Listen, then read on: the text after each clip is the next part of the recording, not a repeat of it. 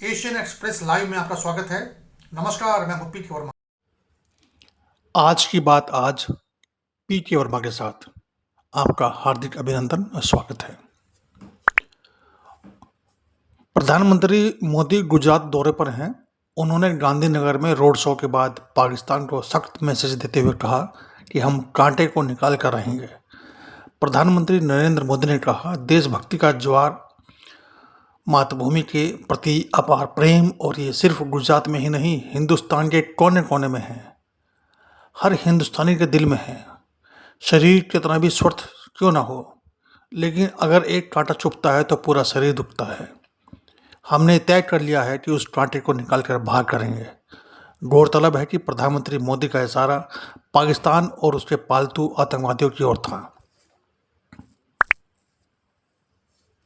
Operation सिंदूर के बाद अब पाकिस्तान से सटे राज्यों में गुरुवार की शाम मॉक ड्रिल होगी। इनमें जम्मू कश्मीर, गुजरात, पंजाब और राजस्थान शामिल हैं। भारत सरकार ने लोगों से सतर्क रहने की अपील की है। इसमें पहले 7 मई को देश के 244 जिलों में मॉक ड्रिल हुई थी। इसमें नागरिकों को दुश्मन के हमले के दौरान खुद को बचाने की ट्रेनिंग दी गई थी। यह इसलिए किया गया था ताकि युद्ध की स्थिति में लोगों की सुरक्षा सुनिश्चित की जा सके। गौरतलब है कि देश में पहली बार ऐसा मॉक ड्रिल 1971 में भारत पाकिस्तान युद्ध के समय में हुआ था। उस युद्ध में भारत ने बुरी तरह से पाकिस्तान को हराया था, जिसमें दुनिया का सबसे बड़ा सरेंडर हुआ था। पाकिस्तान के 90,000 से अधिक फौजियों ने भारत की बहादुर सेना के सामने हथियार डाले थे और पाकिस्तान 2 टुकड़ों में बढ़ गया था, पाकिस्तान और बांग्लादेश। देश की बहादुर बेटी कर्नल सोफिया के खिलाफ गलत बयानबाजी करने वाले मंत्री विजय शाह का मामले को सुप्रीम कोर्ट ने फिलहाल रोक दिया है। सुप्रीम कोर्ट ने एसआईटी को इस मामले की जांच के लिए जुलाई तक का वक्त दिया है। गौरतलब है कि अभी तक आरोपी मंत्री विजय शाह से पूछताछ नहीं हुई है। मणिपुर राज्य में 10 विधायकों ने बुधवार को राज्यपाल अजय कुमार भल्ला से मिलकर सरकार बनाने का दावा पेश किया है। इसमें 8 भाजपा विधायक, एनपीपी और निर्दलीय के 1 विधायक शामिल हैं। इन सभी विधायकों ने दावा किया है कि उनके पास 44 विधायकों का समर्थन है और राज्य में सरकार बनाने के लिए उनके पास पर्याप्त संख्या बल है।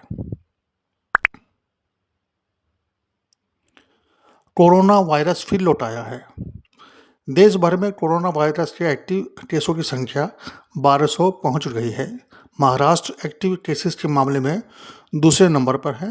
यहां 325 मरीज हैं, जिनमें से 316 मरीज सिर्फ मुंबई से हैं।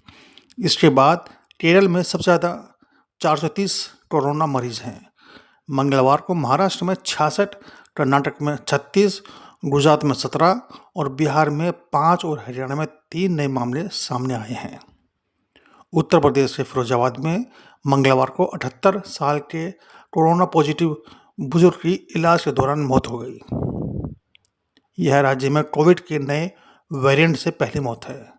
इसके अलावा महाराष्ट्र, राजस्थान, पश्चिम बंगाल, कर्नाटक और मध्य प्रदेश में कुल 11 मरीजों की मौत हो चुकी है। मरने वालों की संख्या 12 तक पहुंच गई है। प्रधानमंत्री नरेंद्र मोदी के 29 से 30 मई को यूपी, बिहार के दौरे के मद्देनज़र राज्य के स्वास्थ्य विभाग को अलर्ट भी जारी किया गया है। निर्देश दिया गया है कि प्रधानमंत्री मोदी के 100 मीटर के दायरे में रहने वाले सभी लोगों की कोरोना जांच होगी। अयोध्या में श्री राम दरबार की प्राण प्रतिष्ठा 5 जून को होनी है और 7 मंदिरों में इसकी भव्य पूजा होगी।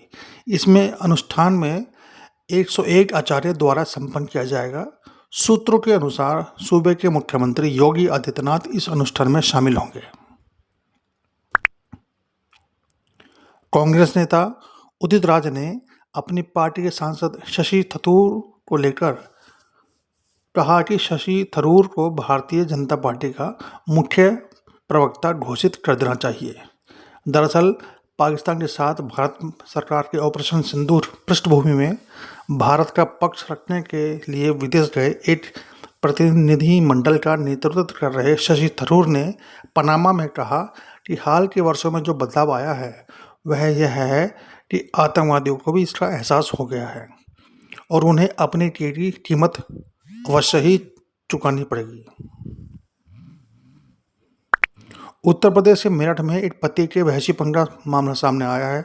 न्यू इस्लाम नगर की रहने वाली परवीन उर्फ मुस्कान ने अपने पति पर गंभीर आरोप लगाए हैं।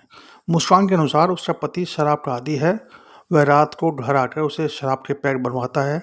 मना करने पर वह उसे बुरी तरह से पीटता है। मुस्कान का कहना है कि उसके पति शावेज के अन्य महिलाओं से भी अवैध संबंध हैं। कुछ दिन पहले मुस्कान ने पति को उस महिला के साथ आपत्तिजनक स्थिति में देख लिया था। विरोध करने पर शावेज ने उसकी पिटाई कर दी। पीड़िता ने मारपीट का वीडियो बनाया और बुधवार को थाने पहुंचकर तहरीर दी।